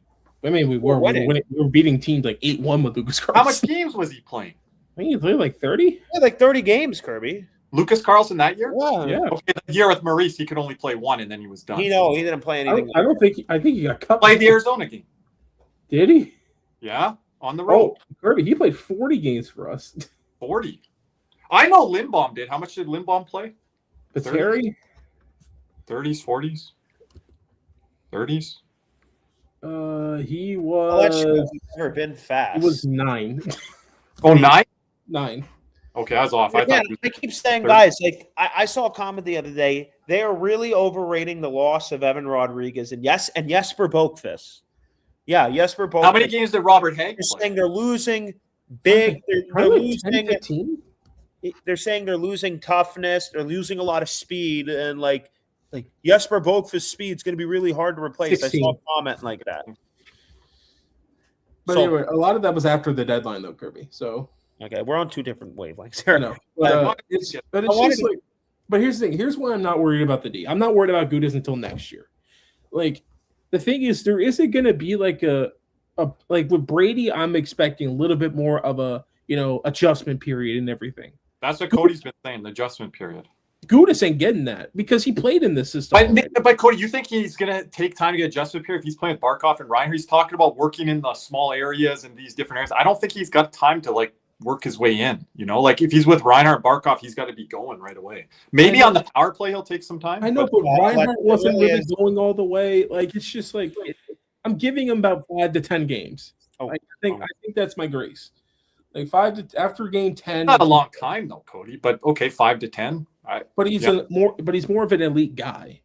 It's not like Eric Stahl. I gave him 20 games because he didn't play in the NHL for a year. Well, I don't get really where you're saying slow start. I know he's a new guy, but when you're playing Barkov and Reinhart, their computers are just processing at just such a high level. I don't know. We'll see. I'm just kind of. He might put up 3 points. I wanted to comment on I was talking with Alechka just now about how old there's a lot of these narratives that we're slow. First of all, we've never been fast. We've never been fast. If they know our play style, they know. They think they think that's like an insult. Oh, they're not fast. We've never been not fast. Oh no, not fast. Here's the thing. You never want. They lost Evan Rodriguez and Jesper Boqvist. Who are you to tell a fucking Panther fan that Jesper Boqvist is a big loss? Who the fuck are you to tell us that? Secondly, and I'm just there is no, and I like Markstrom. I know I see a comment in there I want to talk about. there's no world where the Florida Panthers not just aren't better than last year. This team's getting Sasha Barkov back. We're getting Brady Tkachuk inserted into the lineup. Say what you want about Radko Gudas. If it pans out, he's a solid bottom pair defenseman. I really like this fourth line makeup. We're a deep hockey team. And I think the goaltenders, especially in this system, are very capable. I was watching, and I want to shout out a YouTube channel called Crease Analysis. They kind of do like breakdowns on the goalie's positioning and the angles they take. They were watching, and I've actually spent some time watching Markstrom film against Carolina in the 2025 playoff series where he was excellent.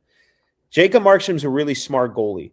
He's a really smart goalie. He takes the right angles to the puck. He attacks the shooter when he needs to, and they were kind of showing the difference. It was another one from Crease Analysis showing Stuart Skinner, how some of the angles he takes to cut off some angles or takes angles to the post.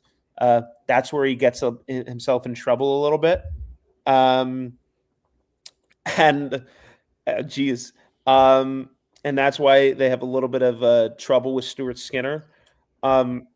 The other point I wanted to bring up, Jeff Merrick was talking about the system, and they were talking about Bobrovsky leaving, and I've been listening back to it a lot this week. Jacob Markstrom in this system, he's a big goalie. And he's not just some random big goalie like Aiden Hill, who I think is going to have a trouble with economy of movement and athleticism. Jacob Markstrom's a big goalie who's really athletic. And he's smart in the way he attacks the puck. He knows he's a veteran, guy with caliber. We've talked about that. And I think when you take a look at the chances the Panthers will allow, and me and Kirby spent some time over the last week, low danger, high danger, medium danger, right? They were pretty similar. And you can basically, the difference between New Jersey and Florida was about what the save percentage differences, what for Bob and Markstrom were, pertaining to 24-25 in particular. When we look at the Florida Panthers and how they defend versus New Jersey, they want to go back and forth. When they get the puck, it's in transition. And a lot of times they've had some trouble managing the puck, particularly in the neutral zone. And when they do get the puck back and have to defend, they're losing those battles, particularly the net front. You have Jacob Markstrom, an uninsulated Panther defense, bigger guy who is athletic. He's just not some random schmuck who's big and, just get your body in front of it. Smart in his crease, big, has some athletic ability. And in this system, he makes the first save. That second chance opportunity gets cleared out. So I think that's what the Panthers are looking at here, where you have a guy who, listen, accidental saves, as Jeff Merrick was saying, is a big part of this. And if you could just get a big guy who's capable of stopping the puck and allow your defense to clear out the front of the net, the only thing you have to worry about Markstrom on is the odd man chance here in transition, which Kirby, we watched the film on him. He's actually pretty good against rush chances. Yes. Which actually and like by the eye test, you mean? By the eye test. And, you look at it, he challenges the shooter there. There's other times where he's deeper in his net. The one thing you're going to have to think is the eyesight, the shots from the point. But if you're able to keep stuff from the outside. What do you mean by the eyesight? When you get older, your eyesight? When you get older. Because that's what Longo says. Just more they said that on. I got LASIK. My eyes are better now. Than if you're able to clear out the second chance opportunities, the only thing you really have Markstrom. I'm not saving pucks. Is big and is athletic and is smart. Is you have to stop those shots on the outside and the odd man rushes. And I think his size and ability and the way we defend help him a lot. Why do we always end up back here? Like every time, it's just like Markstrom's gonna be fine. No. Cody's bringing something up, and I said this to Nick off. Cody, Nick's gonna be our goalie guy this year. Oh, I am. He's gonna be talking about it a lot. Okay, perfect. But here's the thing: if he gets beat short side, fuck him. I don't care. Don't so get beat short side. Nick on that? Are you coming at Nick? Is that his guy? At anyone, bro. Don't get beat short side. Cody, you got to understand context here. Nick is getting stuff from the section, people at the rink this year on not believing in Markstrom. Okay, but here's the thing. I'm getting it from a lot more than that.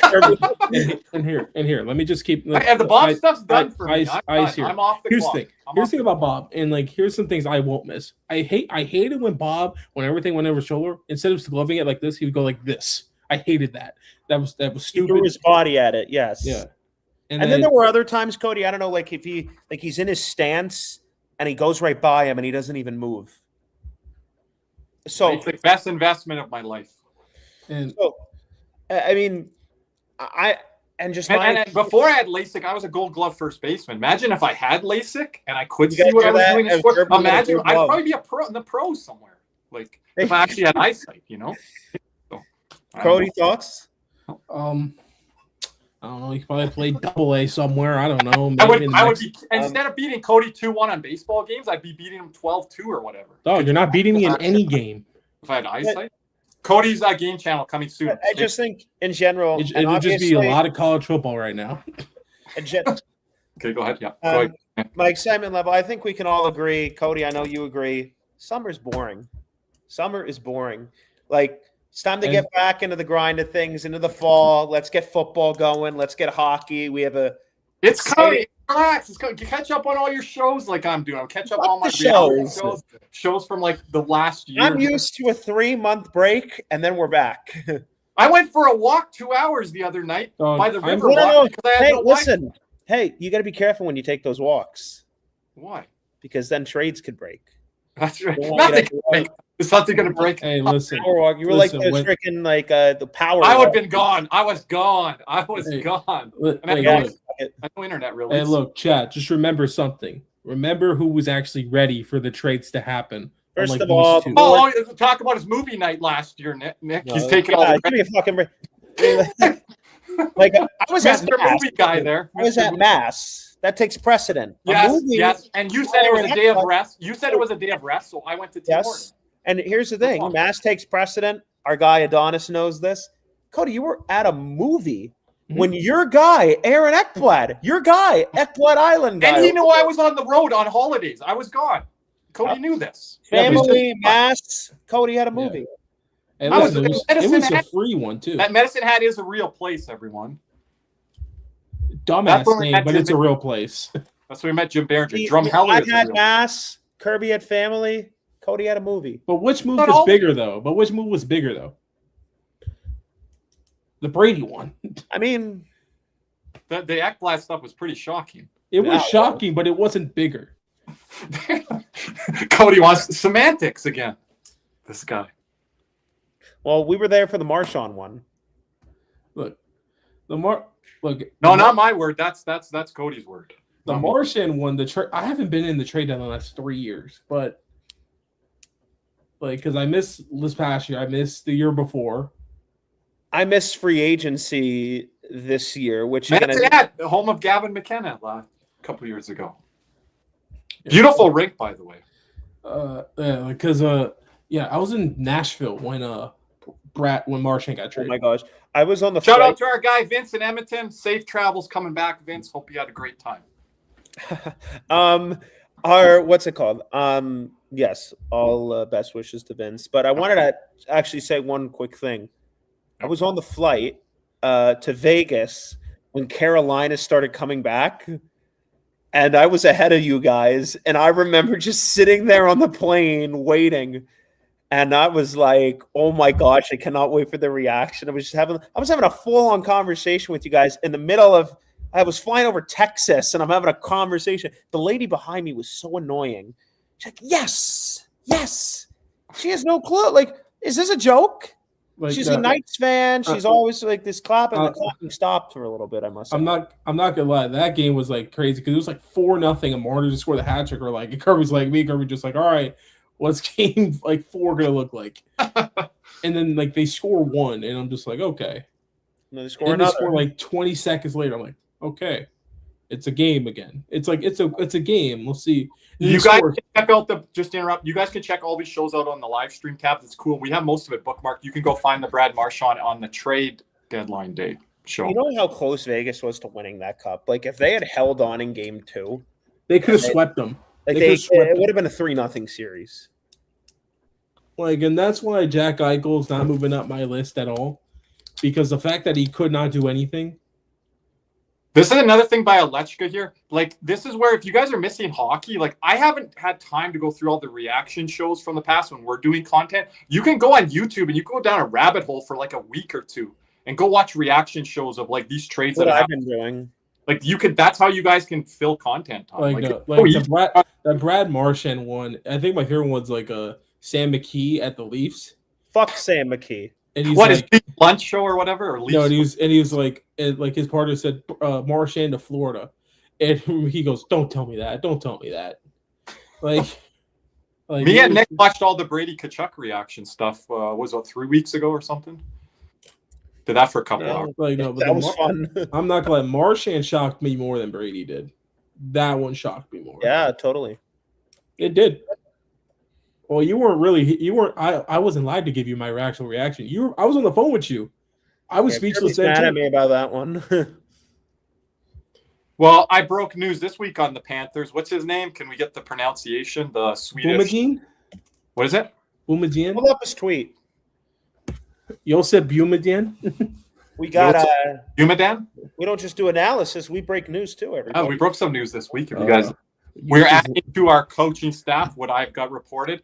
I believe this gentleman will be taking over potentially for Brian McCabe's job or Hornquist's job, and then Hornquist might get promoted up. Josep Boumedienne, former GM of the Swedish national team.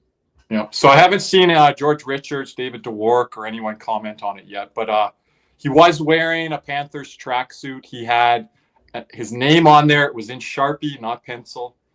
So seems to be pretty official. And he was just at this Helinka Cup that just wrapped up yesterday in Edmonton. So yeah, Panthers got to add people to the staff and management department. And Nick, we're hearing stuff that might take place next summer or next off season already. Like there's some shuffling. There's going to be some departures, but I do think, and I'll say this, it wouldn't shock me if there was some restructuring of the hierarchy in the current organization to be able to allow some guys to get promoted and be able to retain some guys. I think that's, and I'm not saying this is like a confirmed thing. I do think that'll happen. I do wonder, because Bill Zito is the president of hockey operations and GM. I honestly think if you really want to keep one of these guys that bad, you're going to have to come to a point here where Bill Zito becomes president of hockey operations and you allow a guy to take the general manager title. Now, he'll just be in charge of the PR thing. I don't think anything would actually change in terms of day-to-day. But, you know, we've seen that in different instances here. You saw Chris McFarland, who's now in Nashville. He was promoted to GM, and Joe Sakic went to hockey operations after they won the cup in order to keep Chris McFarland. Might have just been better to let him walk then, because he was terrible. But another thing, Panther fans are obviously aware that Dale Talon was promoted to president of hockey operations back after the 2015-16 season. Tom Rowe was named general manager. We all know what happened there. He wasn't even the president of hockey ops. He got moved away from day-to-day hockey operations. He wasn't even that. He did get moved away from day-to-day? Yeah, he got moved away. Like, he wasn't a part of, like, the hockey operation. Then they realized they screwed up and switched it back. But this... Well, he wasn't part of the meetings in the room. Everyone was allowed to be in the room. Then Talon came in and he said, everyone get your asses out of here. As far as an assistant GM goes, Alechka, I don't know. I think it would be... Replacing Made is going to be the easy part. I think Luongo and Gregory Campbell and Brett Peterson, they're all assistant GMs. But Peterson could be on the way out at any point. Peterson, you don't know, but... You know, they're all assistant GMs, so they are still hockey minds in the room. The question I think you're referring to, he's the head of the analytics. So I don't know if there's a guy underneath him that they just promoted up and that they'll run that. He'll be, and honestly, because it's not going to be Gregory. I'm sure there was somebody else in the room who worked with Sonny in this analytic department who has a working relationship. But is he dragging them to New Jersey? But that's the question. Are some of these guys going to Toronto? But if one of these guys gets promoted to assistant GM, again, they probably have a lot of these guys still in the room. Obviously, Brian McCabe's not there, which I did have a question about that. What was he responsible for? Director of player personnel or what is that? Player development. His development. For the younger guys. For the younger guys, not the drafted guys. Okay, not the pros? Not necessarily the pros, the drafted guys. Yeah, so he handled like rookie camps and stuff like that and like kind of oversaw like transition them to okay, you're now a pro. Anyway, yeah, I want Greg Campbell to be our GM. Yeah, no. I know that's good. Hey, but here's the thing. But this is a suitcase game for the chat here. Is this wrapping up? Yeah. I mean, for the chat. I mean, my leg's starting to cramp up a bit here, but yeah, that's for other reasons. Food poisoning? Yeah. That's not good. Oh, I know this one. I'm on, y'all. But it's for Yeah, the I This can't is for say the it. chat. Who is it, chat?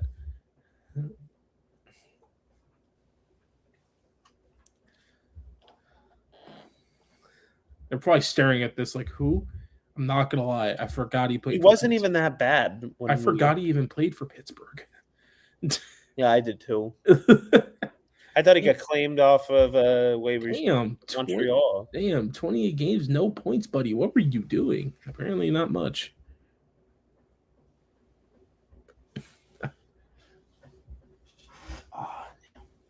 Let's chat. Let us know. Wait, wasn't he claimed off waivers?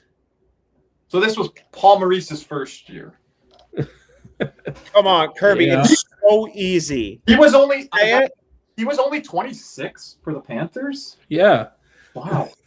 He looked like he was 36. No, I always wondered why. Can I say it?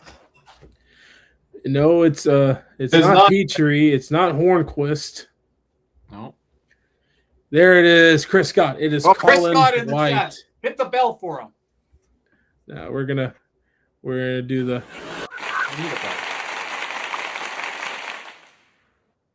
Like it is the Colin White. Don't ever bring that name up here again. I can bring up a better one. You bring up fucking Balsers. We're ending this right now. I can't end it. Though Colin White, apparently one of the funnier guys in the NHL. By the way, shout out to Chris Scott. Everyone check out his show. What Say You? The Barkov Draisaitl episode. Great. What's By the way, next? Speaking of Sonny Maida and Colin Next is White. Marner and Reinhardt, I believe. Next Speaking week. of Sonny Maida and Colin White, we now know who was responsible for that signing.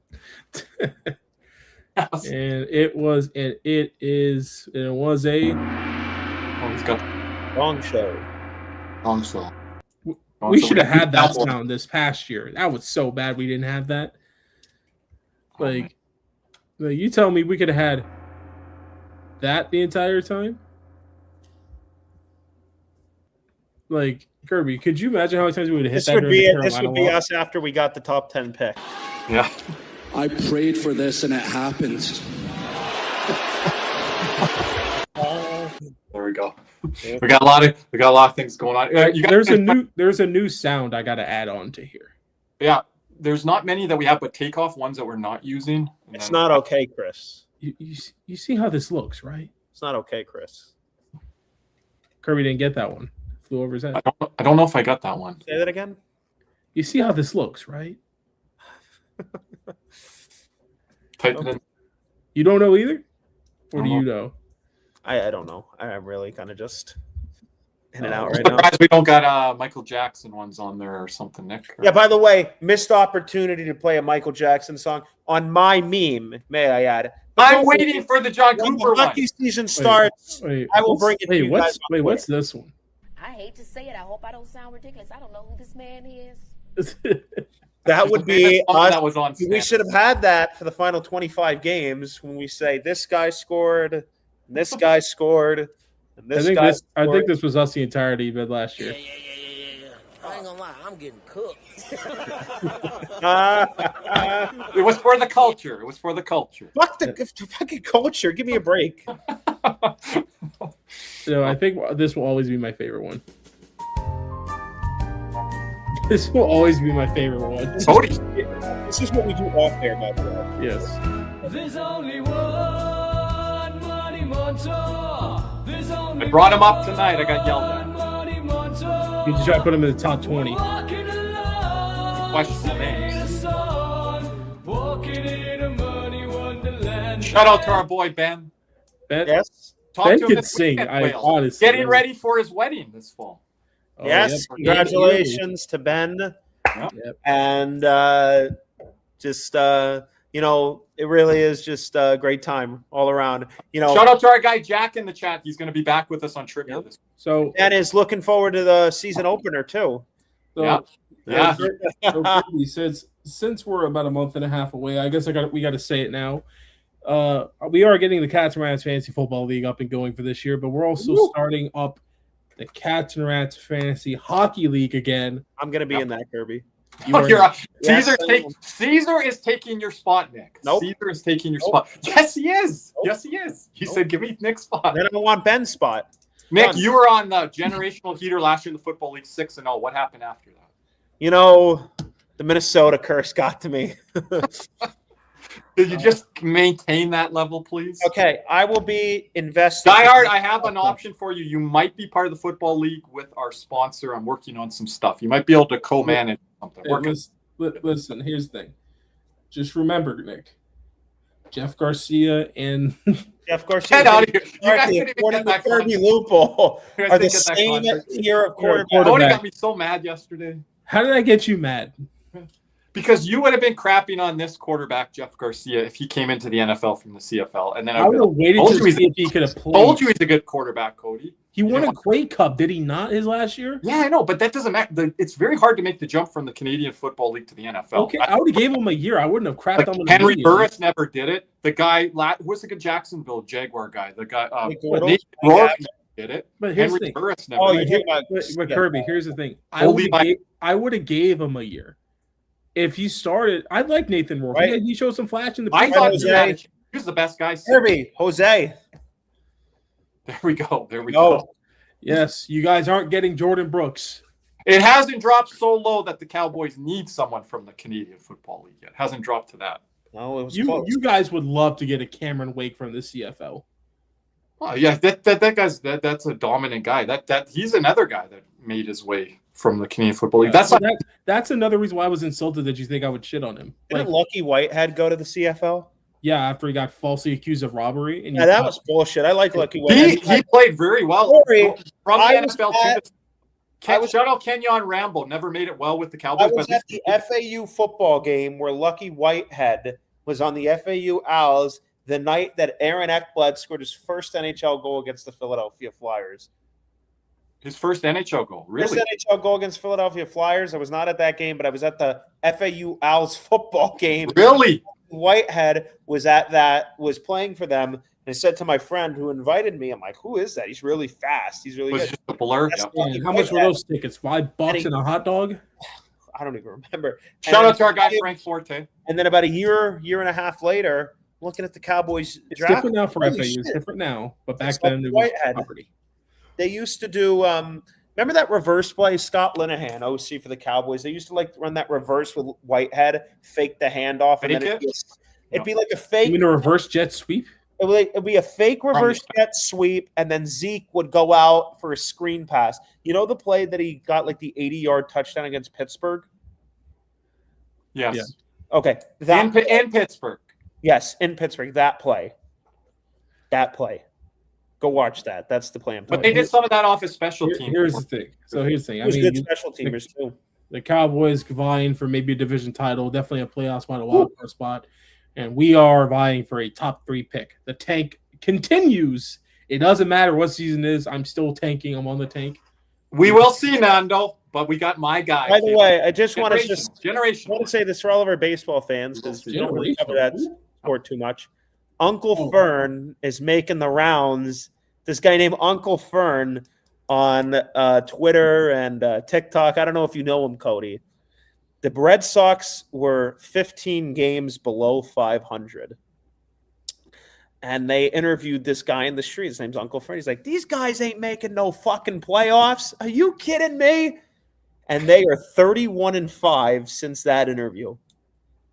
And are He should get currently- tickets the entire run. So the entire run. I suggest anybody who wants a good laugh, go look at Uncle Fern on Twitter, TikTok, Instagram, whatever it is. Get him on the show. Listen, I'm Get him on the excited. show. I'm excited for football. I'm excited to see everyone's team do good except for mine. Shout out to our boy Big C's. We're developing a football show. Be over on Big C's channel. Be Wednesday nights. So look for that in the next couple of weeks here. And Kirby, I have a question for you before we head off. You said Terrell Owens is an all-time receiver, right? Absolutely. Third, I Okay. think, all time in yards or something. Okay. Do you know how many 1,000-yard seasons he had in his first 4 years? I'll go 2. 1. Moving on. And Don't Justin give me Jefferson, shots at and Justin Jefferson already at 6. No. We're saving this. We're saving this. It's not And much to Cody's say. going to have to say some apologies for the Broncos there. that we see our I'm boys. not. I don't care. That was a Cody L last year. Matthew Dub, good job, Matthew. It's your team, but you were right last year. Hey, guess You were what? having fun last year. Shout out to me and Kirby on the Drake May and New England Patriots. Yes, last year. yes. That wasn't from Jack. That was from our own brain. But hey, at least I get my W from the Indiana Hoosiers at the College Football League because I told Kirby in October they were for real. That was a I'm not a weird college night. guy. I'm So not a college. that was the night Matthew Tkachuk was coming back. I actually watched that live stream last week. Matthew Tkachuk was coming back. We finally gave away that. Remember the Tkachuk giveaway we had going on for like 2.5, 3 months because he wouldn't come back. We gave away the Matthew Tkachuk thing. Then he came back, and then we sucked. And This then is not. This is no one. You're wrong, Matthew. We were high on him. I said before everyone, like where he was going to be ranked. What are you talking about, He Matthew? finished third in fantasy, Matthew. We I said the had him as a top Patriots. 5 to 8 quarterback, and these people call me crazy. Drake May was our breakout candidate, and then the Yep. Patriots were going to make the playoffs. And Yes. that's crazy. Yep. Here we go. And when I mean people, in particular, I mean Ryan Shanura called us crazy. Ryan says a lot of stuff to us, especially in football season. But Cody, also, you were right on Indiana Hoosiers. Good job by you. But I'm not a big college guy. But my questions are Mendoza at the next level, and I'm going to continue that. I think. You want me to be honest? I think he's running for his life. You can't make those throws in college that you can't. I think he's a higher ceiling Kirk Cousins. Kirk Cousins was also Better than Jared Goff. If he gets to Jared Goff, that's pretty good. I'm not there with higher ceiling Kirk Cousins, but okay. We'll see. I mean, he's more I mean, athletic how many than Kirk starting Cousins came out. like how Kirk many Cousins teams? had a career. How many teams are looking for starting quarterbacks? So you talk about like if you get a consistent starting quarterback. Give me a sec. I'll give you the number. One. That's one. I'm a little worried about your team, Adonis. I'm giving you guys a bit. You can sit here I'm and a little say, worried about the Giants. you can sit here and argue: are they good enough? Are they consistently good enough? Are they your starter? Is this a guy? Every year, this is a guy. I think I'm gonna go 5 off the top of my head. Okay, Is Trevor Lawrence in there? No. Okay, Trevor Lawrence, first overall pick. Probably not the highly touted guy he was. He's a starting quarterback, no question in the NFL. Talented guy. You don't have to worry. It's hard to find a good starting quarterback in the NFL. Very difficult. Now, are they elite? No. But if you're getting a guy, there's teams that are cycling quarterbacks every 2-3 years because they try to find the answer and they can't. Look, I think there's probably about 5 teams that are actively searching currently. Dolphins, Cardinals, Vikings. I would like those. Put that back on. That was not on there. But here's the thing. But Kirby, Mendoza, I don't think he starts this year if Kirk Cousins is healthy throughout the entire year. I think it'd be detrimental to him to start. Yeah, I guess I got to preface that by saying that. But I think young guys have come in halfway through the year. But the thing is in Mendoza, and these are 2 things I value with him. He's very, very smart, and he's tough as hell. He's got good publicity right now, but the Hollywood storybook ending, it doesn't always play out that way. Like that's the part where I'm at with that, you know. Okay. And I know a lot of people want him. Take. Look, he said it, not me. You guys go after him. No, I mean, I think Washington's so overrated. Yeah, you're Washington. I think they're so overrated. Hot take. Matthew doesn't want to hear this, but there is a world with with the Chiefs coming back and Mahomes. I think they're back. I think they're going to take back the division. I think the Chiefs win the division. And by the way, just to jump in, we're going to have to hear from Caesar and Matthew this year on Shadur Sanders. Caesar and Matthew hyping that up now. And with the Charge getting Mike McDaniels, the OC, he's a damn good OC. I can tell you that for a fact. Head coach, I'm out. Jury's out. The Broncos could finish third in the division. Just saying, they could. You can like him, doesn't mean he's going to be good. Yeah. Worst defense. You want to know? They were the actual worst defense. In the Matthew, you also like Lamar Jackson, and I'm still waiting. All right, but anyway, Mitch Marner has passed Lamar Jackson now. I'm waiting. We all agree Giants 4th? No, I'm not going to say anything on the Giants. I'm being very careful. I don't know who's going to come in 4th in your division. No, I think actually Washington might come in 4th. Yeah. That's fine. I'm not worried about Broncos, any. you had a great Remember this, dude. Matthew, I want you to realize something. Last year was an anomaly, just like the NHL. Last year was an anomaly. Ooh. Ooh. Cody's digging in. Cody's digging in. There was no Baltimore in the postseason. There was no Kansas City. Oh, Cody's saying those teams are coming back. They ain't. Look, you had your 1 year, and guess what? We can tell you it's called the Houston Texans. Houston Texans. It's the best defense in football. We just answered this question. Wasn't that easy, Cody? We answered it really quick. But hey, Matthew, You don't even I have like the best defense in the I AFC. stand up for your team. I stand up. I don't agree. I do not agree with this. I just do not agree with this. Is Matthew turning into Antonio here with football? Didn't the Chiefs have a top 10 defense last year? I'm not sure. Like Matthew, buddy, you guys have 1 year left of this because y'all. Matthew, how biased are you to the Panthers and Broncos though? Like, just be honest. Like, how biased are you with your teams? Look, Like, here's the thing. you're This biased. is the Broncos' last chance before y'all have to start selling things off to pay Bo Nix because this is his third year. That contract's coming up. Bo Nix might be my hot take this year in fantasy. I'm thinking about it. I'm thinking on it. Really? I'm not going to call it Drake May levels, but I'm thinking on it. Okay, I'm just going to say They took Cody's guy. in terms of points per game, points allowed per game last year, Kansas City Chiefs were sixth best. Their in the defense NFL. wasn't the issue. The defense was top 10, and the offense was 21st. That changes. Look, That changes. Kenneth The Walker. Chiefs, and here's the thing: who did the Chiefs get? They got Mansour Delane. Mansour from LSU. Delane. Who's the other guy they got? Was it Jones out of Clemson? Peter Woods. Peter Woods, excuse me, out of Clemson. Look, that fixes that up. And look, Matthew, I think you're trying not to look. It's just I think last year was y'all's chance, and unfortunately ended with Bo Nix breaking his foot. And like, yeah, you're one. Matthew. You are biased in football. You yell at me all the time about Lamar Jackson, and I take all the W's from you on it every year. And you say you like him because he's a Florida boy. You're biased. I don't say Calgary is good. We have freaking Chris Wells for the Panthers. He's a Calgary bum. But Braden Point, winner. Cale McCarr, winner. Calgary boys. Like, I'm not biased. He's not even the best player. I want to ask you a question. What are your thoughts on the Eagles this year? I don't know what to think. I'm not too sure. Kai Lemon, by the way, Cody's picking them by default. he has missed 4 straight practices with a hamstring injury. Yeah, Their but new first-round pick. yeah, because hamstring injuries you don't play about.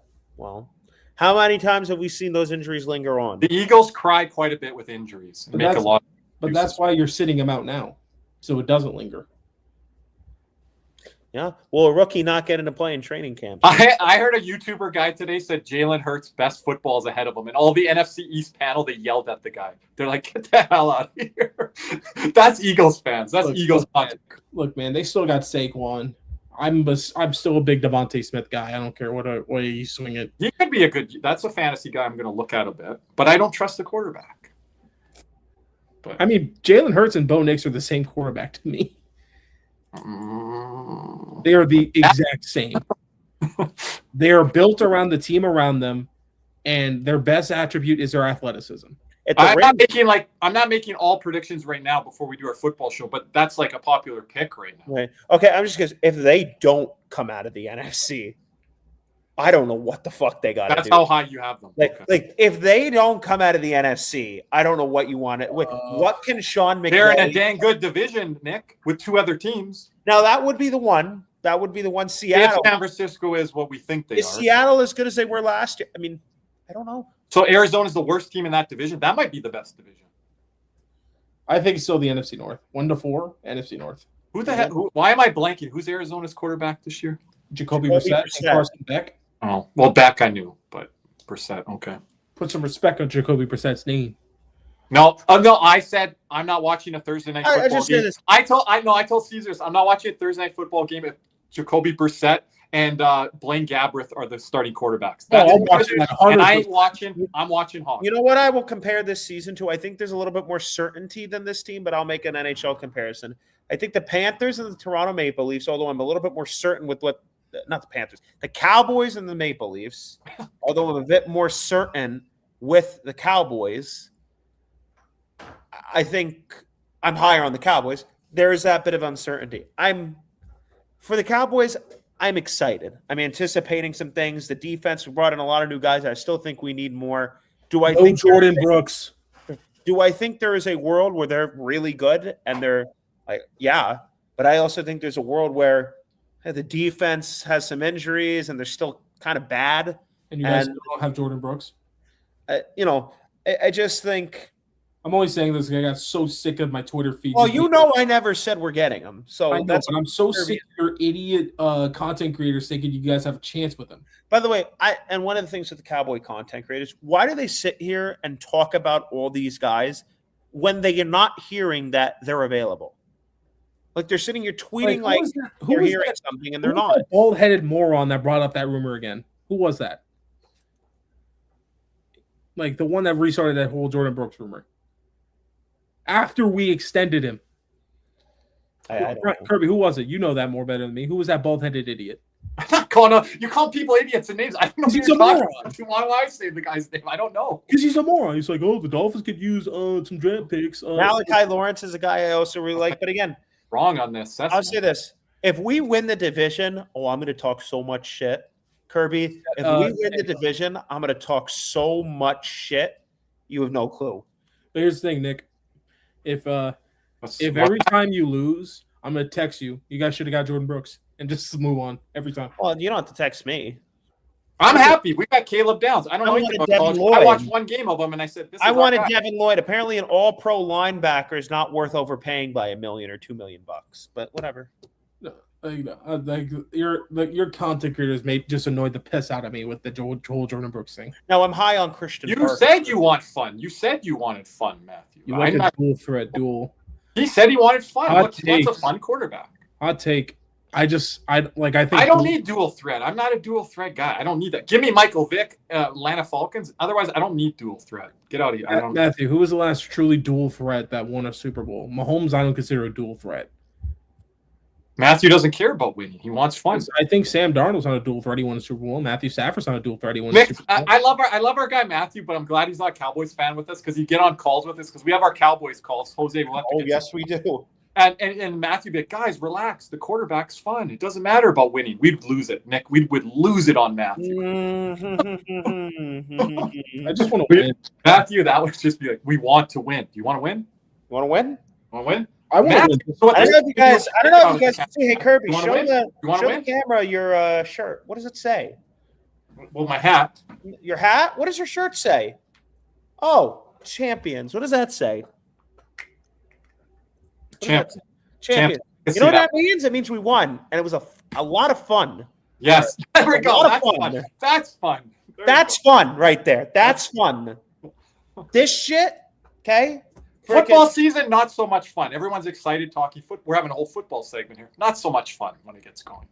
Listen, my team's going to suck. I'm accepting it. I'm good. I'm perfectly fine. You're saying it's easy to say it now. You got to keep saying it through the year, Cody. And it's going to be a grind. Oh, no. But here's the thing. I'm going to flip to another channel and watch another team when it gets. But then it's like you're excited for it, but then you're not even watching it. No, I'm not watching my team. I'm still watching football. Yeah, but then you're going to be begging for hockey. I know, because I want to see my team win. See, there we go again. We're back to where we started, Nick. Exactly. Yeah, but here's the thing.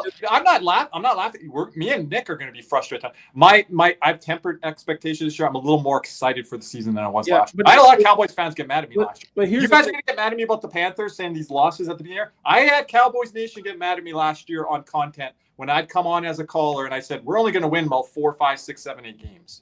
And they got mad at me. Here's the thing. I understand why we're going to lose, and I'm perfectly fine with it. I think the management has done everything right so far. Everything he said has made sense so far. But you have said those things about the Marlins and still been frustrated within a season of a baseball season. Oh, that was different. I'm more frustrated with our manager. And besides, the Marlins have a lot more talent on their team than the Dolphins do currently.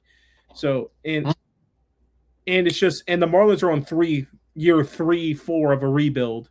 But then they just reset it back to year 1 all the time. It just goes backwards. Yeah, that's why we need and you got to go forward again. That's why we need a salary floor, then we more need a cap. Yeah. Well, see what it helps with those teams. I'm an underdog fan. He's not a bad quarterback, but I told Kirby Nick this. He's going to get 2 years.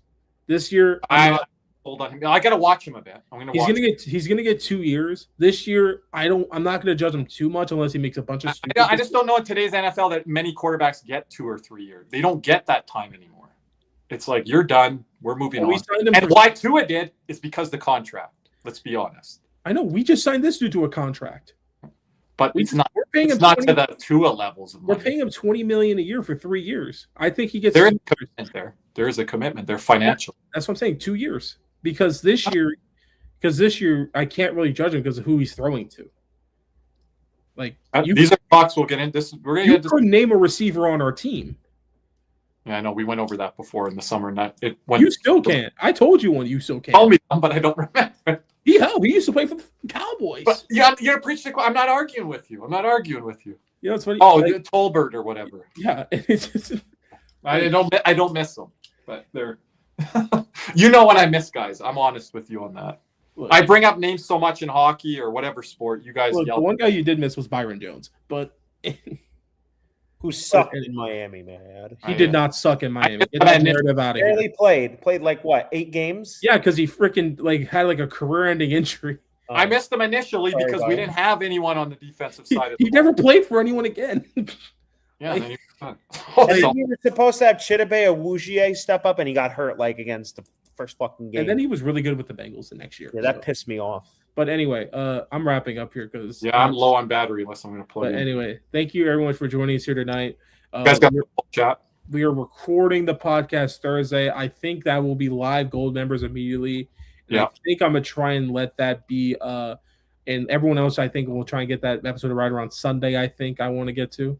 Okay, we're planning Thursday. Friday, we're planning as well. I think we have it locked in. Trivia members only. Will be Gabe, who's been in the chat with us tonight here, and our guy Jeremy. And then Saturday night, I think is What Say You. We're gonna have our boy Banksy drop by versus Ryburn, our Leafs resident community. And then for everyone for Sunday, I think maybe that's when we'll have the premiere for the podcast episode. Oh, okay, Sunday. Yeah, I can probably be home for that and be around. Yep. Yeah, but anyway, we appreciate everyone who are watching here tonight. Once again, shout out to our sponsors, CatsNRatsPodcast and Jeremy Beckham. Buy your memberships now because we were going to be giving away that secretly signed autographed baseball. Yeah, we'll have to tell Cody what it is. But anyway, thank you for watching here tonight. For Kirby, Nick, the absent Big C's, and myself, we say thank you. And as always, let's go, Cats.